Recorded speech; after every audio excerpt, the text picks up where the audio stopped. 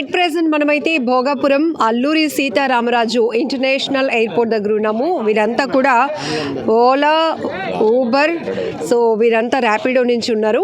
ఒకసారి మాట్లాడదాం. ఇప్పటి వరకు అందరికీ ట్రావెలింగ్ మీద చాలా డౌట్స్ ఉన్నాయి. సో ఏ ఏరియాస్ నుంచి అంటే విశాఖపట్నం నుంచి ఆసిలిమెట్ట కావచ్చు, గాజువాక, లేకపోతే ఎండాడ, ఈ సరౌండ్ ఏరియాస్ నుంచి ఎయిర్పోర్ట్ వరకు ఓలా కానీ ఊబర్ కానీ బుక్ చేసుకుంటే ఎంతవరకు ప్రైజెస్ పడుతున్నాయి? Super idea. వేడి వేడి టీ, మెరీనా బీచ్ లో కారంగా 2 మిర్చి బజ్జీలు. మాకు టీ అంటే ట్యాంక్ బండు, పక్కన ఉస్మానియా బిస్కెట్, ఆ తర్వాత ఒక పాత పాట. అది సేమ్డా, థ్యాంక్ యూ. ఇది కూడా సేమ్. ఏవిటీ gold cup. చెప్పేది అర్థం కాకపోతే రుచి చూస్తే మరువలేనిది. ఇప్పుడైతే ఫస్ట్ ట్రిప్కి వీళ్ళందరూ రావడం జరిగింది. సో మీరు ఏంటి ఎక్స్పీరియన్స్ చేశారు మార్నింగ్కి అసలు? అంటే ఇప్పుడే మా సోదరుడు డ్రైవర్ సోదరుడు ఆసిలిమెట్ట ట్రిప్ వేసుకెళ్ళాడండి. దగ్గర 49 కిలోమీటర్స్ వస్తుంది. ట్రిప్ ఏంటంటే 800 రూపీస్, అంటే 799 రూపీస్ వస్తుంది. దానికి ఫ్లూయల్కి దగ్గర 400 రూపీస్ అయిపోతుంది. నెక్స్ట్ టోల్ గేట్ ఎంత అవుద్దో దాంట్లో ఇంక్లూడింగ్ చేస్తున్నారు, ఇంక్లూడింగ్ చేయలేదు, ఇది కూడా క్లారిటీ లేదు. ఇంక్లూడింగ్ టోలింగ్ మా సోదరులు అంటారు ఇంక్లూడింగ్ టోల్ అని. ఈ రేట్లు అయితే మాకు ఎవరు కూడా వర్కౌట్ అయ్యే సూచనలు ఏం కనబట్టలేదు మాకు. అంటే రేపటి నుంచి ఏంటంటే కొంతమంది డ్రాప్ అవుతారా, ఎయిర్పోర్ట్ రావాలో లేదు కూడా ఆలోచించుకునే స్థితిలో ఉన్నారు అందరూ కూడా. దాన్ని బట్టి యాజమాన్యం నుంచి ఇప్పుడు ఇక్కడ ఎయిర్పోర్ట్ వరకు 49 కిలోమీటర్స్ వస్తుందండి. 49 కిలోమీటర్స్ వస్తుంది అన్నమాట. ఈ టోల్ గేట్ ఛార్జెస్ కూడా ఎంత పడుతున్నాయి ఏంటంటే మాకు ఇంకా క్లారిటీ లేదు. అదే మధ్యాహ్నం క్లారిటీ వస్తే దాన్ని బట్టి డ్రైవర్ సోదరులందరూ నిర్ణయించుకుంటారు. ఎందుకంటే రేపటి నుంచి ఎయిర్పోర్ట్ ట్రిప్ వేయాలా వద్దా, లేదా లోకల్లో తిరగాలన్న ఆలోచనలో కూడా ఉన్నారు చాలామంది. ఒకసారి చూపించడం మా ట్రిప్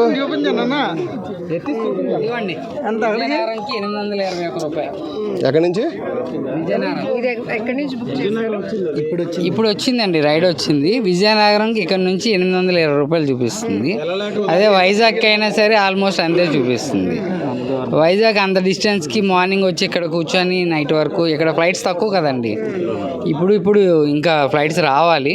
బట్ మేము అంతసేపు సాయంత్రం వరకు 800 కోసం ఇక్కడ కూర్చొని ఆ ప్రైస్కి అయితే వెళ్ళామండి. ఇంతకుముందు అందరూ చెప్పడం ఏంటంటే ఎయిర్పోర్ట్కి సిటీ నుంచి వెళ్తే 1500 2000 అయిపోతుంది, మాకు అంత దూరం పెట్టారన్నారు.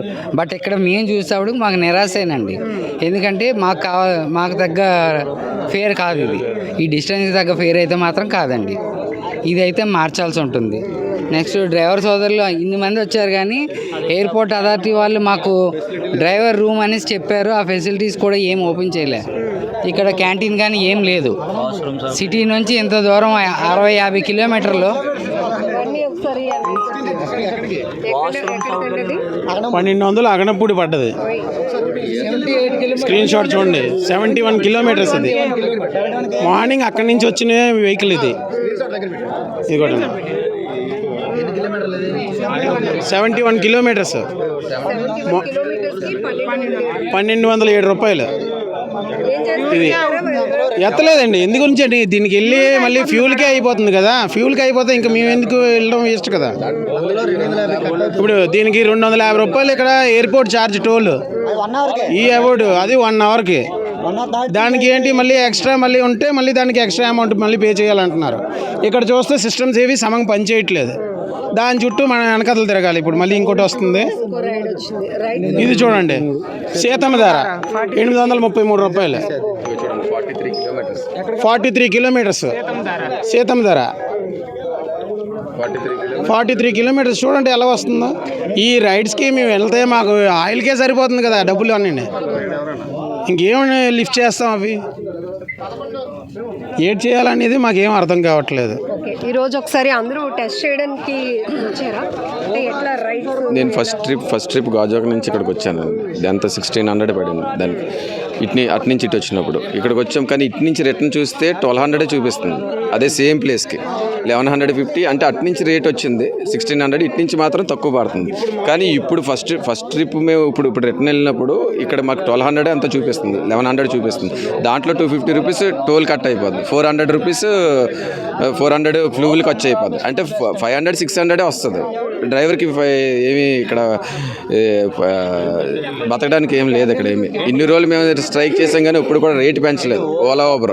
అంటే కస్టమర్ ఇప్పుడు అమౌంట్ తక్కువ ఎందుకు పెడుతున్నారో అర్థం కావట్లేదు. కస్టమర్ ఏం ధర్నా చేయడు కదా, రేటు పెంచితే ఆటోమేటిక్గా అటు నుంచి ఎంత పడింది ఇటు నుంచి కూడా అదే రేట్ ఇస్తే డ్రైవర్ కూడా కొద్దిగా ఫాయిదా ఉంటుంది. ఇప్పుడు ఇటు నుంచి తక్కువ ఇస్తున్నారు, అటు నుంచి ఎక్కువ ఇచ్చారు. రైడే ఆపేద్దాం అంటున్నారు. జనరల్ గా అందరూ కొత్త ఎయిర్పోర్ట్ ఈ రోజు స్టార్ట్ అవుతుంది, ఎక్స్పీరియన్స్ చేయాలి.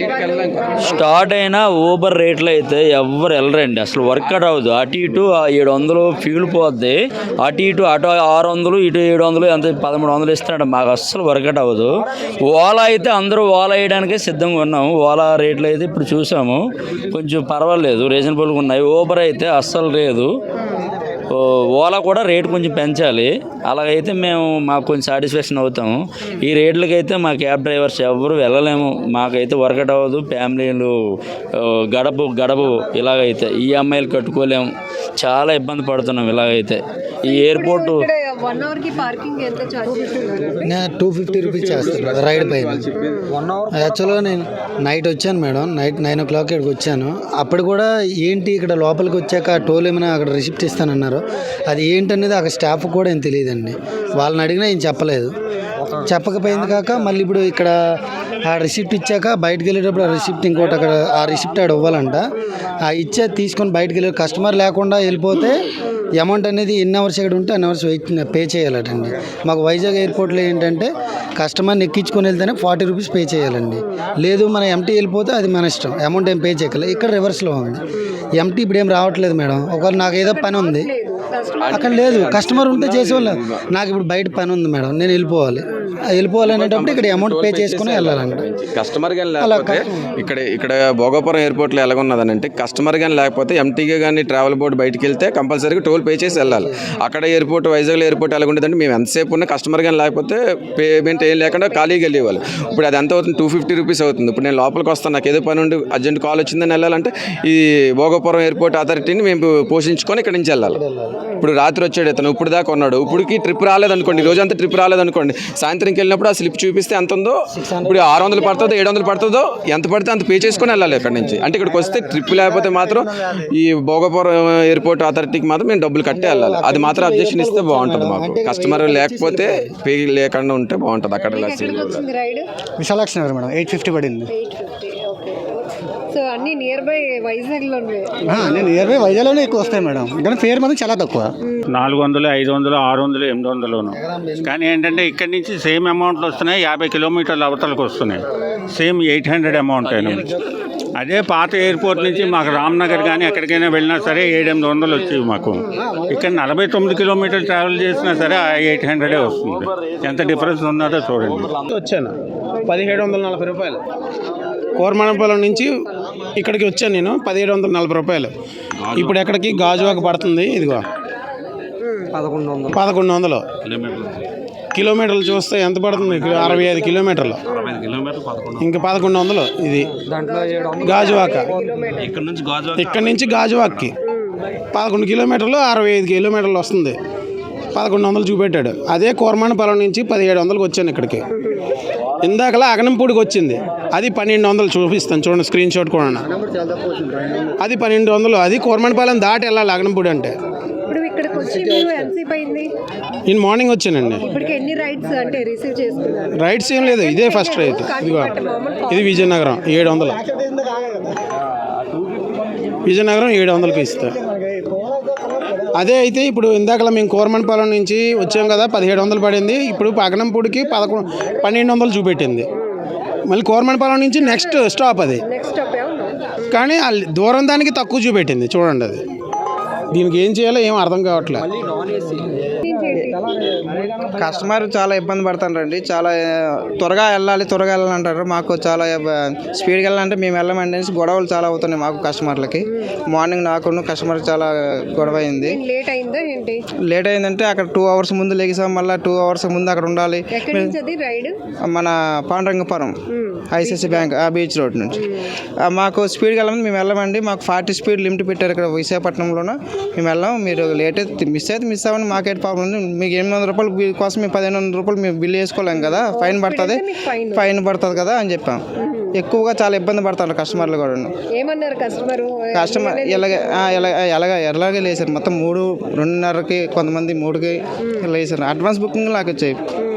చాలా ఇబ్బంది పడతాను. స్పీడ్ విషయంలో మట్టుగా వాళ్ళు స్పీడ్కి వెళ్తాం, మేము వెళ్ళట్లేదు. 45 కిలోమీటర్స్ 53 కిలోమీటర్స్ పాండ్రంగపురం నుంచి చాలా ఇబ్బంది పడుతుంది స్పీడ్ విషయంలో మట్టుగా. మాకు ఫైన్ 800 రూపాయలు బిల్లు, ఇక్కడ డ్రాప్కి 800 అయితే ఫైన్ పెడితే 1535 రూపాయలు అవుతుంది. మేము ఎందుకు స్పీడ్ వెళ్తాం? మిస్ అయితే పాపం అది మా సమస్య కాదు కదా.